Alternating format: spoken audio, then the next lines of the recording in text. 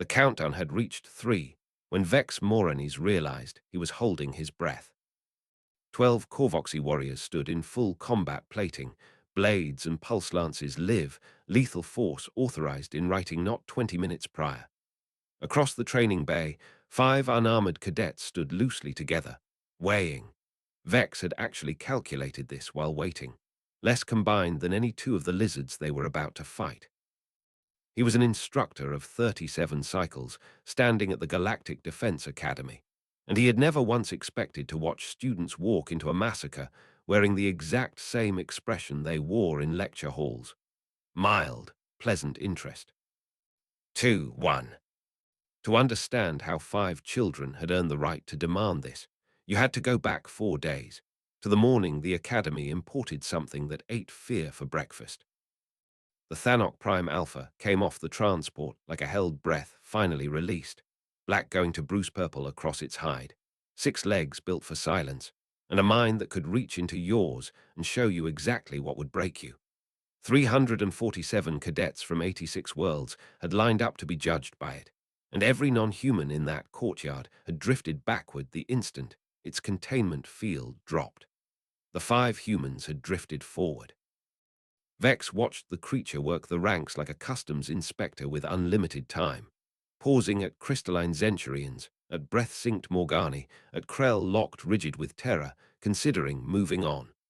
Then it reached Tara Banks, Marcus Webb, Elena Vasquez, Devon Cross, and Jake Turner, and it simply stopped. Nothing happened. That was the horror of it. No fainting, no retreat. Banks gave the thing a small nod, like she'd clocked a colleague in a hallway. The Alpha's psychic reach, the same reach that had folded 300 other minds like wet paper, found something in the 5 humans it had no shape for. Their thoughts didn't run in the clean lines every other species used. They forked, contradicted themselves, laughed at the wrong moments. For 10 full minutes, the apex predator of an entire star system stood motionless, trying to parse a species that apparently thought in weather patterns instead of sentences. Then it lowered its head to Jake Turner and opened its jaws. Every instructor in the gallery froze. This was not protocol. The Alpha marked, it did not display. Turner looked at the offered teeth, the way a man might glance at a puzzle someone had left half-finished on his desk. "Ha," he said, and the single syllable carried the length of the courtyard. "Didn't expect that." He reached out and laid 2 fingers against the fang. The sound that came out of the Thano Prime Alpha started somewhere in its chest and rolled through the courtyard like a struck bell. It was purring. A creature built to harvest terror was purring like something that wanted its ears scratched. When it pulled back 30 seconds later, it didn't mark Turner alone. It marked all 5, with a sigil the Academy's records hadn't logged in 2,000 years, the same sigil once worn by the being who had stitched 3 spiral arms together and thrown back an invasion from the dark between galaxies. Vex had assumed that was the strange part. He was wrong. Director Calf summoned him on the 4th day, mandibles clicking in the register that meant catastrophe. High Command wanted answers Calf didn't have, and the display he pulled up made Vex's antennae itch before a word was spoken. "We ran them through the Corvani labyrinth yesterday," the director said. "Standard psychological assessment. It isolates the subject and manufactures a personal nightmare designed to break tactical conditioning. Average clear time is 4 hours. Most cadets need counseling afterward." And them. 37 minutes, together. Calf let that sit. "The labyrinth does not permit team configurations, instructor. No one told the humans that." The footage showed it plainly enough. When the maze handed Turner a vision of everyone he loved dying slowly, he studied it for half a minute, and then turned to Vasquez to compare it, unbothered, to a tactics puzzle from a first-year seminar. When it handed Webb a hallucination built to convince him he was losing his mind, he interviewed the hallucination like a debate partner and dismissed it as unsound. Banks reorganized her burning homeworld into a supply problem. Cross treated his private horror like faulty wiring he'd been asked to trace. 5 separate designed to isolate nightmares, and the humans had turned every one of them into a group exercise. trading intelligence like they were splitting up chores. Their psychology isn't just resistant, Vex said slowly.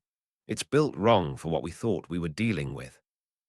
It suggests, Calf said, that we have been categorizing them incorrectly since the day they arrived.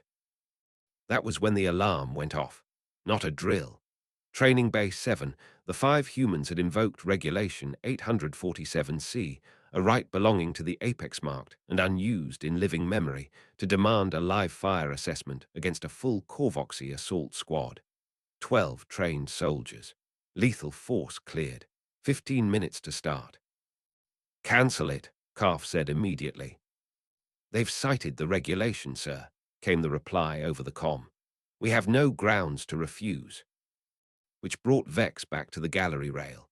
Half the academy crowded in around him, watching the countdown reach 0, watching Thra Iron Scale's squad break into a charge that had ended fortified positions before, and watching 5 unarmored cadets step into it wearing something that could only be called delight. Tara Banks moved first, not to strike, but to place herself, calling numbers to the others like she was reading off a supply manifest. Pattern 7, adjust for height. Marcus takes 3 through 5. Webb didn't fight the Corvoxy so much as borrow their momentum, redirecting 200-kilo lunges into empty air. Vasquez produced a vial of military-grade combat stimulant from her gear, enough for all 5 of them, acquired from somewhere no one would ever explain, and her reflexes went from fast to unfair. Devon Cross wasn't landing hits at all. He was solving the room, always standing exactly where the Corvoxy formation needed him not to be. And Turner was talking, not taunting, conversing, in fluent Corvoxy, while ducking a blade meant to take his skull off. "Good formation," he told Thra Iron Scale mid-dodge. "Your left shoulder drops about 7/10 of a second before you commit to the strike." Iron Scale adjusted his stance on instinct. It didn't matter. The 5 of them weren't fighting as 5. They moved like a single animal wearing 5 bodies, each one arriving exactly where the others needed support a half-second before they needed it. When 3 warriors surrounded Banks, Webb was already peeling one away. When Vasquez needed an opening, Cross had already built it, and Turner's voice landed in Iron Scale's ear at the precise instant it would cost him a half-step. One by one, 12 armored professionals went down to 5 cadets who never stopped smiling. The last warrior hit the deck plating, and for 3 full seconds nobody in the gallery made a sound. Thra Iron Scale pulled himself upright on what had to be cracked ribs and looked at the 5 of them with something that wasn't fear anymore. "You fight like the old war packs," he said. "Many minds, one purpose. I have not seen coordination like that since Korvax 7. Banks shrugged like she'd been asked about the weather.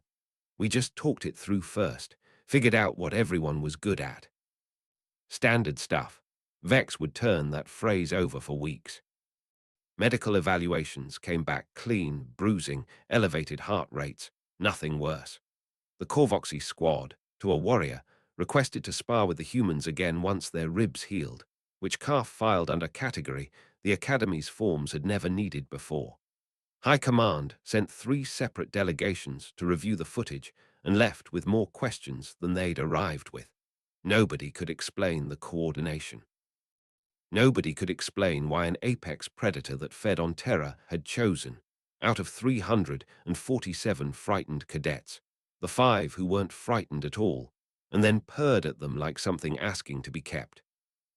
Vex walked the empty gallery corridor that night, past the observation window overlooking the training bay, where the marks the Thano Prime Alpha had burned into 5 human wrists still caught the light. Not scars exactly, more like something waiting to be used. He thought about a species that hadn't been chosen for strength or fearlessness, but because an ancient predator had looked past the mask every other species wore to survive and found nothing underneath the mask at all, because there had never been one. He thought about what happened when a species like that stopped being outnumbered 5 to a training bay and started being counted by the billion. Behind him, faint through the bulkhead, something in the ventilation system made a low, rolling sound, almost, if you didn't know better, like a very large and very satisfied cat that had just found exactly what it had been hunting for.